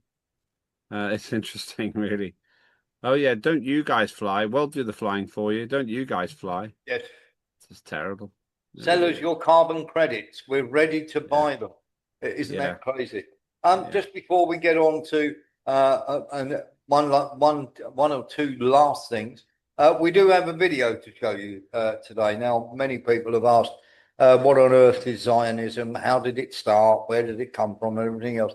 Well, one of the best information films I could ever show you is probably one that is on YouTube. So I'm going to show you about 10 or 15 minutes of it. And if you're interested in it, then you can go and have a look for yourself because it is very, very interesting indeed. And this is in 1983. This is Zionism back in 1983, and this is dubbed, but it does have an English language voiceover, so it's all right for you to listen to. But you might find this jolly interesting for people who actually want to know about Zionism, and there's a lot that are asking, what is it? Let's have a listen. These are traditional propaganda spectacles organized by the World Zionist Organization. No expense is spared. The largest concert hall in New York is rented. The Presidium is filled with leaders of Zionist organizations. All the standards of American political advertising are observed. The audience is not only entertained, but also persuaded. Persuaded of the unsurpassed merits of a genuine national idea. It is promoted by the chairman of the executive committee of the World Zionist Organization himself, Leon Summers. Zionism was and remains a revolution without qualification, because Zionism put an end to the state of Jewish homelessness and made the Jewish people masters of their own fate on their own land. Because Jews are pioneers who developed a wild country. Because Zionism strives to create a new society based on the ancient ethical teaching of the prophets, on equality and social justice, and on the later prophets of Western liberalism and democracy. Liberal democratic Europe on the eve of the 20th century, at the beginning of the era of monopolistic imperialism, saw the bourgeoisie searching for new means to fight the revolutionary movement of the working class. It was precisely at this time that Zionism appeared on the political stage, an ideology, a policy, and a practice of the large Jewish bourgeoisie. The year 1897, representatives of the Jewish bourgeoisie from different countries of the world gathered for the first Congress of the World Zionist Organization. The founding father of Zionism was Theodor Herzl. We must isolate Jewish students and workers from socialism in order to give them instead a genuine national idea.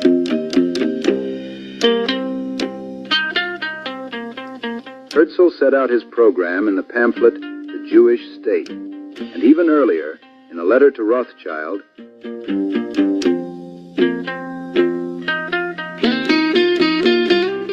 about how my second cousin began doing this. Around 1880, he gave significant sums. That is true. He helped Jews in general emigrate from Western Europe and settle on the land in Palestine. But that ended. All of that ended with the death of my second cousin in 1934. Do you become disillusioned with Zionism, or do you not have enough money? Are two different things. All Jews criticize other Jews for not having given enough to Israel, not having given enough to the Jewish cause, to the Jewish religion, to Jewish social institutions. And this is fair, because there has never been a Jew good enough, and his conscience has never been sufficiently clear. Fortunately, such criticism helps one become more virtuous and makes it possible to receive even if anew.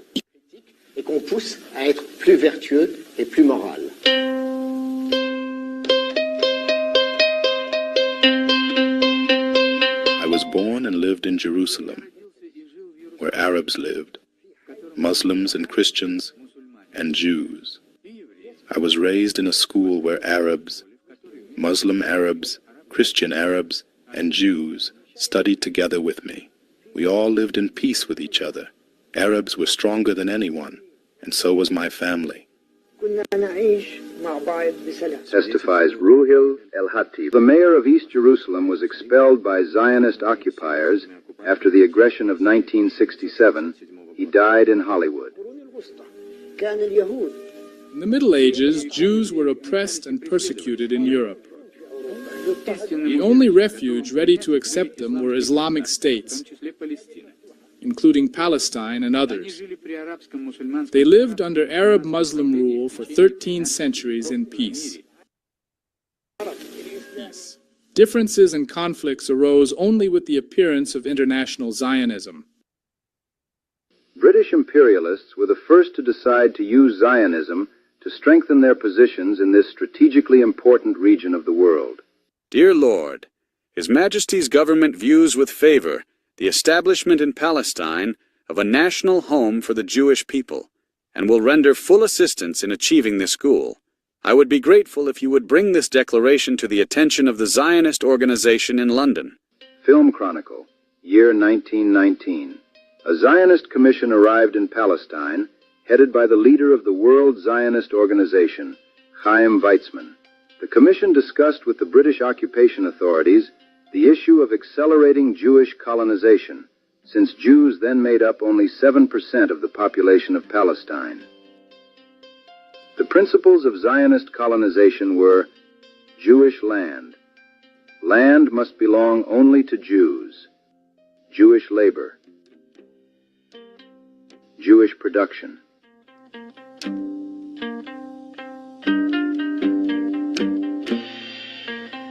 The goal of colonization, set already by Herzl, was to turn all of Palestine into a Jewish state.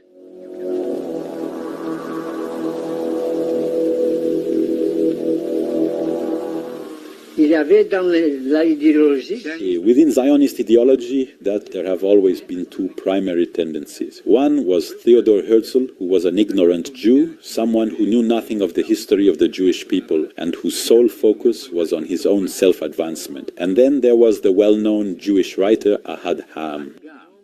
He stated that the state itself was of no consequence to the Jewish people. What was crucial was the presence of a spiritual and moral core, because following the emancipation of the Jews, the ghettos vanished and a real danger emerged that the Jewish people would assimilate. Ghettos are gone. We must create a new spiritual ghetto. Ahad Ha'am declared Jews a global spiritual nation, a supernation. He demanded that every Jew, wherever they lived, consider themselves a keeper of a special higher morality and view their spiritual center as Palestine. Germany to Hitler, Italy to Mussolini, Palestine to us, demanded Ze'ev Jabotinsky's Zionist stormtroopers. It was no coincidence he was called the Jewish Hitler. He asserted that to achieve the Zionists' goals, the Jewish people had to be issued in a corrected edition.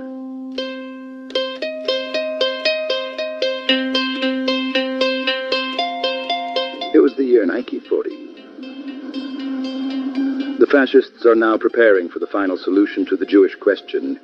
Jews across occupied Europe have been rounded up and driven into ghettos. Today, Zionists frequently speak about the millions of Jewish victims of Hitler's genocide. However, they prefer not to remember that they themselves actively collaborated with Gestapo members. Moreover, an auxiliary Jewish police force was also formed from among the Zionists themselves.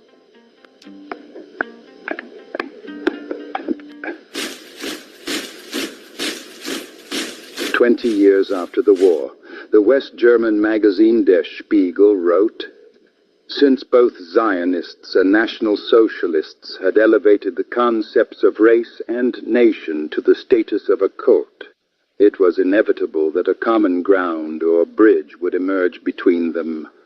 And this bridge arose on monstrous piles of millions of Jews tortured and shot by fascists."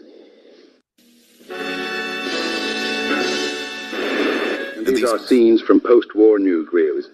Jews who survived the Nazi genocide sailed to Palestine from war-torn Europe. Zionists assured these people that after the immense hardships they had endured, only in the Promised Land could they truly find peace. The Jews were convinced that in Palestine, a peaceful and happy life awaited them, one that would allow them to finally forget the horrors of war. It was May of 1948. British troops were in the process of leaving Palestine. In accordance with a resolution passed by the United Nations organization, the British mandate over the territory of Palestine was officially coming to an end. It was decided that two separate states would be established there, a Jewish state and an Arab state. However, an Arab state was never actually established.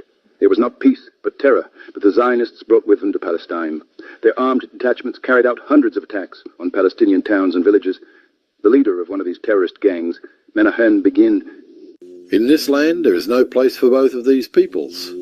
The only solution is a Palestine without Arabs. Not a single village, not a single tribe should remain here."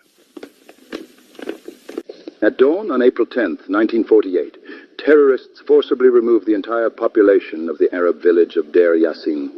They even killed the young ones. Fleeing death, hundreds of thousands of Arabs were forced to abandon their homes. Thus, the Zionists put into practice the slogan, "A land without a people, for a people without a land." The Palestinian Arab people became its victim.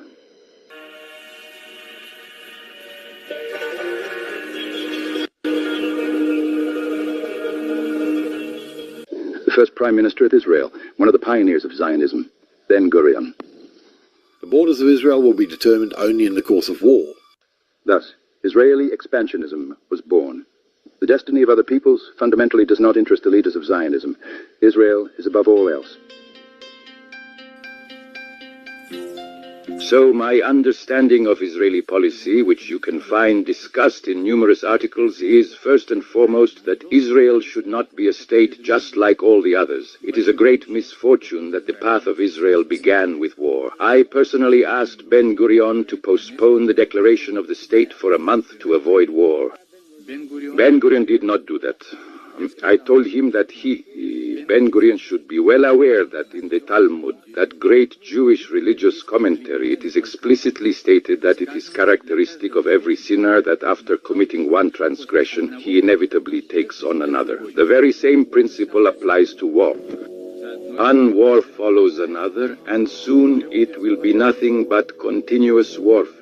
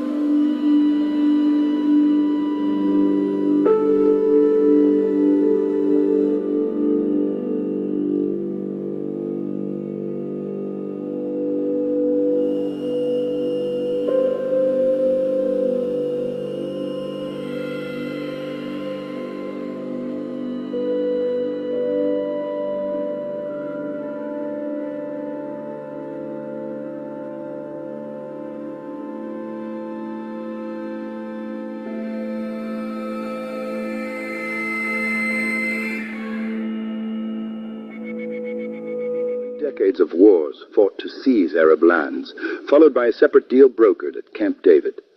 U.S. President Carter, Israeli Prime Minister Begin, and Egyptian President Sadat signed the document hypocritically titled Frameworks for Peace in the Middle East.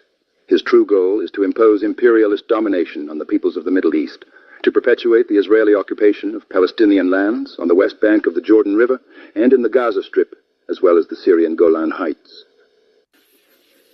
What other occupied territories could you possibly mean? If you are referring to Judea, Samaria, and the Gaza Strip, then these are in fact liberated territories. They are an inherent and integral part of the land of Israel. From whom exactly are the Zionists attempting to liberate Palestine? From the Palestinian people themselves, and those very territories which Menachem Begin once controversially labeled as liberated. The Zionists have since imposed a truly brutal and oppressive occupation regime. Consequently, not a single Palestinian individual can now feel safe or secure within their ancestral homeland. Thousands of Arabs have been driven out of their homes. Thousands of homes have been completely destroyed. Arab holy sites are being desecrated. Muslim mosques and Christian churches are burning. Zionists are trying to uproot Palestinian culture from the land they have proclaimed liberated. I spent Christmas night in Bethlehem, occupied by the Israeli army. There were no Palestinians, none at all. On the streets of Bethlehem that night, there were soldiers, 15,000 troops for the Bethlehem area. The army was there, and tourists. But the Arab city was completely silent, motionless, and utterly without a sound. They were celebrating Christmas in their own homes. They did not wish to celebrate in the church, where the occupying and civil authorities were present. If any family member, even a teenager, throws a stone at a car or insults an Israeli soldier, Their entire family is held responsible for it. This is called family punishment, and it means the destruction of their home. I have seen a house just like that. It took my father 17 whole years to build that two-story home. This is a very large and numerous family. And a house like that, they're destroying. Several hundred soldiers are arriving, and people must evacuate their homes before it's blown up with dynamite, before absolutely everything is completely destroyed.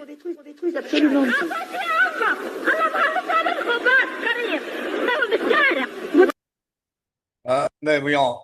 So hopefully that gives you some idea. And that was a documentary made in the 1980s, by the way, just to give you a heads up of how long this has been going on and how long those people have been fighting against it. And if you want to have a look at that documentary, I'm just about to pop the link in the comments for you to do so.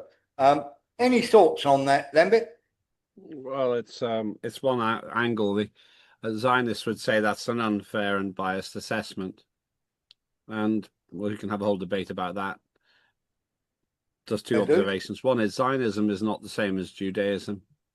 You can be a Jew or not a Jew, and you can be a Zionist and not a Zionist. They're actually separate in a sense.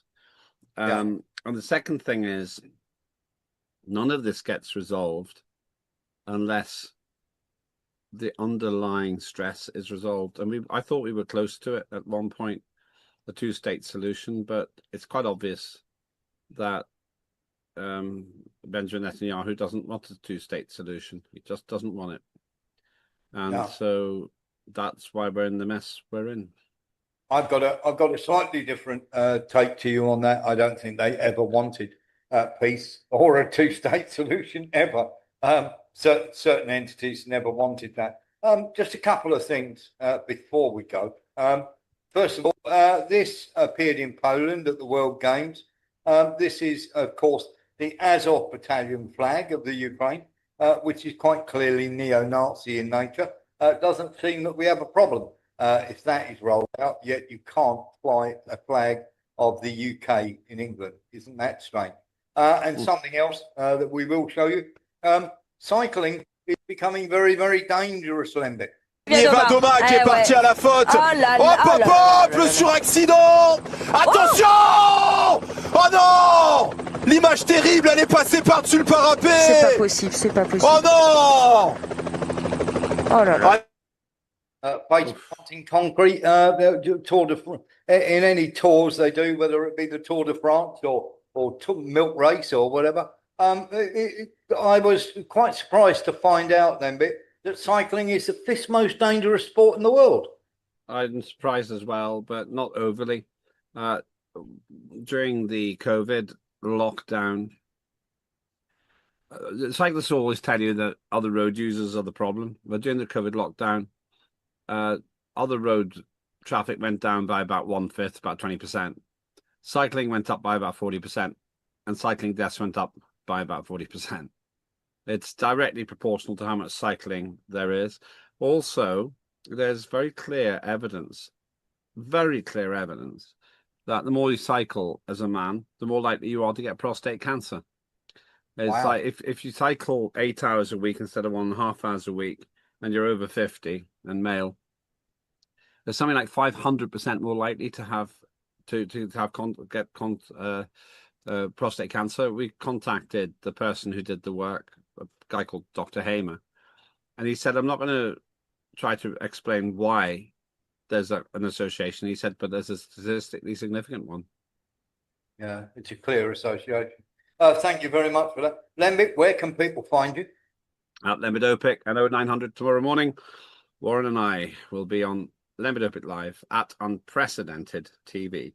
Please do like and subscribe.